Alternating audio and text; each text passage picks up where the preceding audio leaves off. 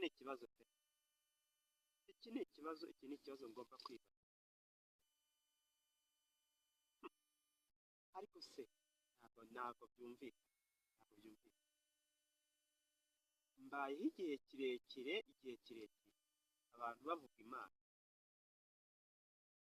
Imana bavuga ibahe, kuki ntayibona?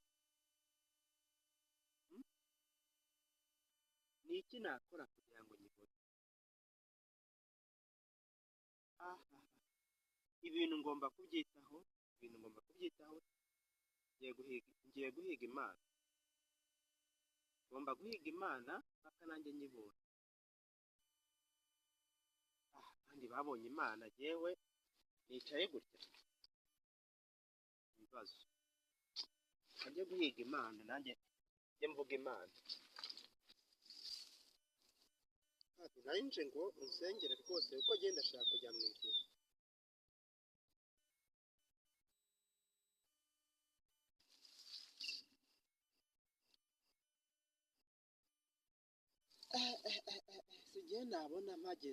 Sigiye nabona mpageze, Imana ishimwe.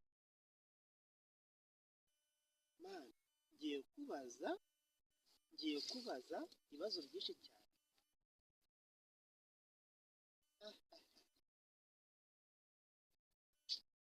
Mana ishimwe gusa kuba ngeze hano. Mana, ndagira ngo nkubaze kandi unsubize. Ni wowe wazanye ibigeragezo ku isi? Ni wowe watumye abantu bakora ibyaha byinshi cyane? Ese Mana, ni wowe waturemye? Se nimba waturemye kuko utaza ngo turebe? Nimba waturemye kuko utadusura? Nimba turi abana bawe koko utatureba tugira inama?